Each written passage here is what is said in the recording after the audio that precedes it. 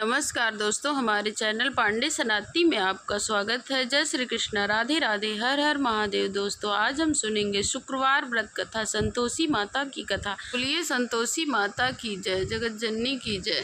एक समय की बात है, एक बुढ़िया माई थी, उसके 7 बेटे थे। 6 बेटे कमाने वाले थे, जबकि एक बेटा निकम्मा था। बुढ़िया माई 6 बेटे को रसोई बनाती, तरह तरह के भोजन बना कर अपने 6 बेटों को खिलाती थी। जो कुछ बचता था वह 7वें पुत्र को देती थी।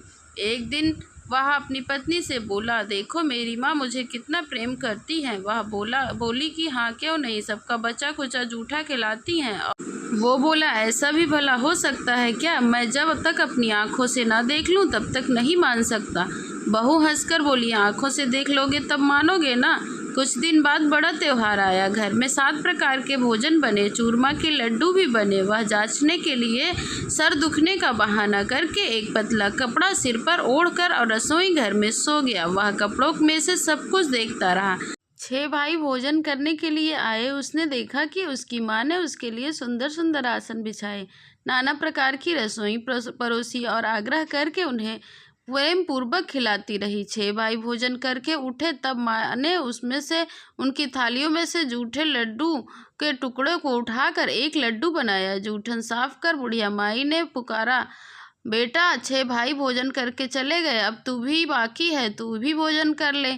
तब वह कहने लगा, माँ मुझे भोजन नहीं करना, मैं परदेश जा रहा हूँ। माँ ने कहा, कल का जाता आज ही चला जा।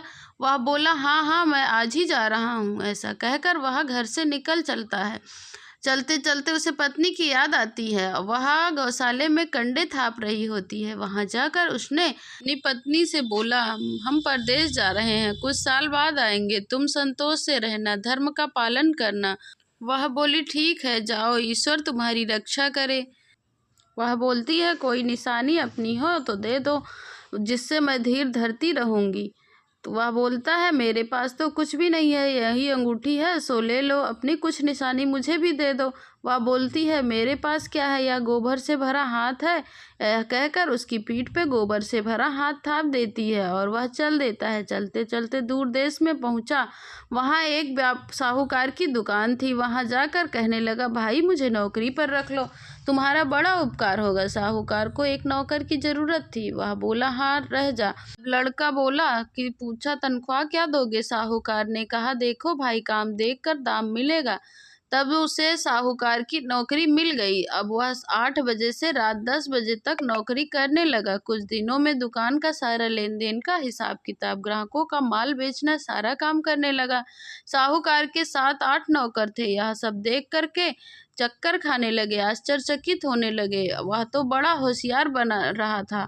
सेठ ने भी काम देखा और 3 महीने में उसे आधे मुनाफे का हिस्सेदार बना दिया और कुछ ही वर्षों में नामी सेठ बन गया और मालिक का सारा कारोबार संभालने लगा। यह सब देख साहूकार अपना सारा कारोबार छोड़कर तीर्थ यात्रा पर चला गया। इधर उसकी पत्नी को सास ससुर दुख देने लगे थे। सारा गृहस्थ का काम कराने के बाद उसे लकड़ियों लेने जंगल में भेजते। इसी बीच घर में आटे से भूसी जो निकलती थी उसकी रोटी बनाकर रख दी जाती और फूटे नारियल में पानी रख दिया जाता था और उसे चोकर की रोटी खाने को मिलती और नारियल के नरेले में पानी मिलता था। एक दिन वह लकड़ी लेने जा रही थी कि रास्ते में बहुत सी स्त्रियां संतोषी माँ का व्रत करती हुई दिखाई दी। वह खड़ी होकर कथा सुनने लगी और पूछने लगी, बहनों यह किस देवता की व्रत है और इसको करने से क्या फल मिलता है? यदि तुम इस व्रत का विधान मुझे समझा दोगी तो तुम्हारा बड़ा एहसान मानूंगी।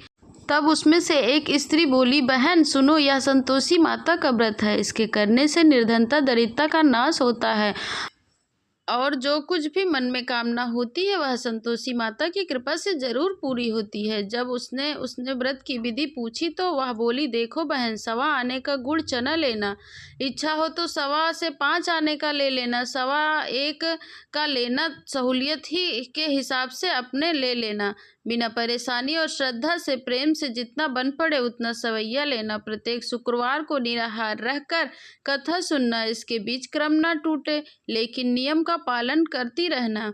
सुनने वाला कोई ना हो तो घी का दीपक जलाकर उसके आगे जल का पात्र रखकर सामने रखकर कथा कहना। और जब तक कार्य सिद्ध ना हो नियम का पालन करती रहना। कार्य सिद्ध हो जाने पर व्रत का उद्यापन करना।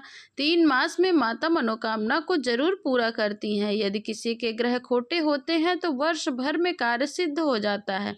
फल सिद्ध होने पर ही उद्यापन करना चाहिए, बीच में उद्यापन नहीं करना चाहिए। 2.5 सेर के आटे का खाजा और चने का साग बनाना। 8 लड़कों को भोजन कराना चाहिए। जहाँ तक मिले देवर जेठ के बंधु के लड़के को ही लेना। रिश्तेदार पास पड़ोसियों को ही बुलाना चाहिए। उन्हें भोजन करा के यथाशक्ति दक्षिणा दे। माता का नियम ना टूटे, माता का नियम पूरा करना चाहिए और उस दिन घर में कोई खटाई को नहीं खाना चाहिए। यह सुनकर बुढ़िया की बहू वहां से चल दी। बहू ने रास्ते में लकड़ी के बोझ को बेच दिया और उन पैसों से गुड़ चना लाकर माता के व्रत की तैयारी करने लगी और सामने मंदिर देखकर पूछने लगी कि किसका मंदिर है। सब कहने लगे यह संतोषी माता का मंदिर है। और यह सुनकर माता के मंदिर में जाकर चरणों में लेट गई। दीन भाव से विनती करने लगी और कहने लगी, माँ मैं बहुत अज्ञानी हूँ, व्रत के कुछ नियम नहीं जानती, मैं बहुत दुखी हूँ। हे माता जगत जननी मेरा दुख दूर कीजिए, मैं आपकी शरण में आई हूँ। माता को दया आ गई। एक शुक्रवार बीता था कि शुक्रवार को उसके पति का पत्र आया और तीसरे शुक्रवार को उसका भेजा हुआ पैसा भी आ गया। यह सब देखकर जेठ जेठानी मजाक उड़ाने लगे। लड़के ताने देने लगे, काकी के पास पत्र आने लगे हैं, रुपया आने लगा है, अब तो काकी की खातिरदारी बहुत बढ़ जाएगी। बेचारी सरलता से कहती है, भैया कागज आवे रुपया आवे, हम सबके लिए ही अच्छा है। ऐसा कहकर आंखों में आंसू भरकर संतोषी माता के मंदिर में जाकर मातेश्वरों के चरणों में गिरकर रोने लगी और बोली, माँ मैंने तुमसे पैसा कब मांगा था? मुझे पैसे से क्या काम है? मुझे तो अपने सुहाग से काम है, मैं तो अपने स्वामी के दर्शन मांगती हूँ। तब माता ने प्रसन्न होकर कहा, जा बेटी तेरा स्वामी जरूर आएगा। यह सुनकर उसकी खुशी से बावली होकर घर में जाकर कामकाज में लग गई। अब संतोषी माँ विचार करने लगी कि इस भोली पुत्री को मैंने कह तो दिया है, लेकिन इसका पति आएगा कि नहीं, वह तो इसे स्वप्न में भी नहीं याद करता। उसे याद दिलाने के लिए मुझे ही वहां जाना पड़ेगा। इस तरह माताजी उस बुढ़िया के बेटे के पास जाकर स्वप्न में प्रकट होकर कहने लगी, हे साहूकार के बेटे सोता है या जागता है? तो वह कहने लगा, माता ना सोता हूँ ना जागता हूँ, कहो क्या आज्ञा है? माँ कहने लगी, तेरे घर बार कुछ है कि नहीं? वह बोला, मेरे पास सब कुछ है, माँ है, बाप है, बहू है, क्या कमी है? माँ बोली, बोले पुत्र तेरी बहू घोर कष्ट उठा रही है, तेरे माँ बाप उसे बहुत परेशानी दे रहे हैं, तेरे लिए वह तरस रही है, तू उसकी सुध क्यों नहीं लेता है? माता जी मुझे सब कुछ मालूम है, परंतु जाऊं कैसे? परदेश की बात है, लेन देन का हिसाब किताब है, कोई रास्ता जाने का नजर नहीं आ रहा है, कैसे चला जाऊं? तब माँ कहने लगी, मेरी बात मानकर सवेरे नहा धोकर संतोषी माता का नाम लेकर घी का दीपक जलाकर दंडवत प्रणाम करके दुकान पर बैठ जाना और देखते ही देखते सारा लेन देन खत्म हो जाएगा, जमा माल बिक जाएगा और सांझ होते ही धन की ढेरी लग जाएगा। जब वह सुबह होता है तो वह माता रानी को प्रणाम करके उनकी बात मानकर नहा धोकर संतोषी माँ को दंडवत प्रणाम करके घी का दीपक जलाकर दुकान पर बैठ जाता है और थोड़ी देर में देखता है कि उसका देने वाले रुपए लेने लगते हैं और लेने वाले हिसाब लेने के लिए कोठे में भरे सामान की खरीदारी नगद दाम सौदा लेने लगे। शाम तक धन का ढेर लग गया। माता का नाम लेकर चमत्कार देखकर वह प्रसन्न हो गया और घर जाने के लिए गहना कपड़ा खरीदने लगा। वह काम निपटा कर वह तुरंत घर के लिए रवाना हुआ। उधर उसकी पत्नी जंगल में लकड़ी लेने जाती और लौटते समय माता के मंदिर में विश्राम करती थी। वह तो उसका प्रतिदिन रुकने का स्थान हो गया था। उधर धूल उड़ती हुई देखकर वह माता से पूछने लगती है, माता यह धूल कैसे उड़ी चली आ रही है? माता कहती है, पुत्री तेरा पति आ रहा है, अब तू ऐसा कर लकड़ियों का 3 बोझ बना ले, एक नदी के किनारे रख दे, दूसरा मंदिर के पास रख दे और तीसरा अपने सिर पर रख ले। तेरे पति को लकड़ियों का ढेर देखकर मोह पैदा होगा, वह यहाँ रुक कर नाश्ता पानी खाकर बनाकर पीकर जाएगा। अब तू लकड़ियों का बोझ उठाकर जाना और अपने गट्ठर को आंगन में डालकर 3 आवाज़ लगाना, बोलना सासू जी लकड़ियों का गट्ठर लो, चौकर की रोटी दो, नारियल के खोपड़े में पानी दो, आज कौन मेहमान आया है। माता जी से अच्छा कहकर वह प्रसन्न से लकड़ियों का 3 गट्ठर बना लेती है। एक नदी के किनारे रख देती है और एक माता के मंदिर के पास रख देती है और तीसरा अपना सर पर उठाकर अपने घर की तरफ चल पड़ती है। इतने में उसका पति वहां पहुंचता है। सुखड़ियों लकड़ियों को देखकर उसे इच्छा उत्पन्न होती है। वहां पर वह खा पीकर विश्राम करके गांव गया और वहां जाकर सबसे प्रेम से मिला। उसी समय सिर पर लकड़ी का गट्ठर लिए हुए उतावली सी आती है। लकड़ियों का भारी बोझ आंगन में डालकर जोर से 3 आवाज़ देती है, लो सासू जी लकड़ियों का गट्ठर, चोकर की रोटी दो, नारियल के खोपड़े में पानी दो, आज कौन मेहमान आया है। यह सुनकर उसकी सास बाहर आकर अपने लिए दिए हुए कष्टों को भुलाने की भांति अपने बेटे को पता न चले उसकी माँ उसके बोलती है, बहू ऐसा क्यों कहती हो, तेरा मालिक आया है, आ बैठ, मीठा भात खा, भोजन कर, कपड़े गहने पहन। उसकी आवाज़ सुनकर उसका पति बाहर आता है। उसके हाथ में अंगूठी देखकर व्याकुल हो जाता है। माँ से कहता है कि माता यह कौन है। माँ बोलती है, क्या बताऊँ बेटा, तेरी बहू है। जब से तू गया है तब से सारे गांव में भटकती फिरती रहती है, घर का कोई काम काज नहीं करती है, 4 पहर आकर खा जाती है। वह बोला, ठीक है माँ, मैंने इसे भी देखा और तुझे भी देखा, अब दूसरे घर की चाबी दो, मैं उसमें रहूँगा। माँ बोली, ठीक है, जैसे तेरी मर्जी। वह दूसरे मकान की तीसरी मंजिल का कमरा खोलकर सारा सामान जमाया। एक दिन में उसे राजाओं जैसे ठाट बाट महल बना दिया। अब क्या था, सुख भोगने लगे थे। इतने में ही शुक्रवार का दिन आया। शुक्रवार व्रत के उद्यापन में उसने अपने पति से कहा कि मुझे स्वामी, मुझे संतोषी माँ का उद्यापन करना है। पति बोला, खुशी से कर लो। वह उद्यापन करने की तैयारी में लग जाती है।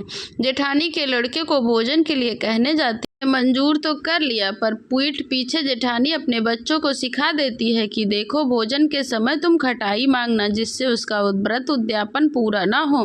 तब लड़के भोजन करने आए। खीर और पकवान पेट भर खाया, परंतु बाद में खाते ही कहने लगे कि हमें खटाई दे दो, खीर खाना हमें नहीं भाता है। यह देखकर अरुचि होती है। वह कहने लगी, भाई खटाई किसी को नहीं दी जाएगी, यह तो संतोषी माता का प्रसाद है। लड़के उठकर खड़े हो जाते हैं और बोलते हैं, पैसे लाओ। भोली बहू कुछ जानती नहीं थी, सो उन्हें पैसे दे दिए। अब क्या था, लड़के उसी समय बाजार में इमली लेकर खाने लगे। यह देखकर संतोषी माता रुष्ट हो गई और माता जी बहू पर कोप किया। राजा के दूत उसके पति को पकड़ कर ले गए। जेठ जेठानी मनचाहे वचन कहने लगी, लूट लूट कर धन इकट्ठा करके लाया था, अब सब कुछ मालूम पड़ जाएगा। जब वह जेल के मार खाएगा तो अकल ठिकाने आ जाएगी। तब बहू से यह सब सहन नहीं हुआ और वह रोती रोती मंदिर में गई और कहने लगी, माता तुमने क्या कर दिया, हंसाकर रुलाती हो। तब माता बोली, बेटा तूने उद्यापन के समय लड़कों को खटाई देकर मेरे व्रत को भंग किया है। तब वह कहने लगी, माता मुझे कुछ पता नहीं है, मुझे तो मालूम ही नहीं है कि मेरे साथ क्या अपराध हुआ है। उन लड़कों ने मुझे भूल में डाल दिया, मैंने उसे पैसे दे दिए, तुम मुझे क्षमा करो माँ, मैं फिर से अब उद्यापन करूँगी। तब माँ बोली, अब भूल मत करना। तो वह कहती है, अब भूल नहीं होगी माता, बताओ अब मेरे पति कैसे आएंगे। माँ बोली, जा पुत्री, तेरा पति रास्ते में आते हुए मिलेंगे। तब वह मंदिर से निकली तो उसका पति रास्ते में आता हुआ मिला। उधर से आते हुए उससे पूछने लगी, तुम कहाँ गए थे। वह कहने लगा, इतना सारा धन कमाया था, उसको राजा ने टैक्स भरने के लिए कहा था। वह प्रसन्न होकर बोली, भला हुआ, अब घर चलो। कुछ दिन बाद फिर शुक्रवार आया। वह पति से बोली, पतिदेव मुझे माता का उद्यापन करना है। पति ने कहा, कर लो। फिर जेठ के लड़कों को भोजन के लिए कहने गई। जेठानी 1-2 बातें सुनाई और लड़कों को सिखाने लगी कि तुम पहले खटाई मांगना। तो लड़के भोजन करने से पहले ही खटाई मांगने लगे, चाची हमें खीर नहीं भाती, हमारा तो जिम कुछ खटाई खाने को हो। तो वह 2 बोली, खटाई खाने को नहीं मिलेगी, खाना खाना है तो खाओ। वह ब्राह्मण के लड़कों को बुलाकर भोजन कराने लगी। ब्राह्मण के लड़के को बुलाकर भोजन कराए, यथाशक्ति दक्षिणा और एक एक फल दिए। उन्हें संतोषी माता प्रसन्न हुई और माता की कृपा से उसके 9वें महीने में चंद्रमा के समान पुत्र पैदा हुआ।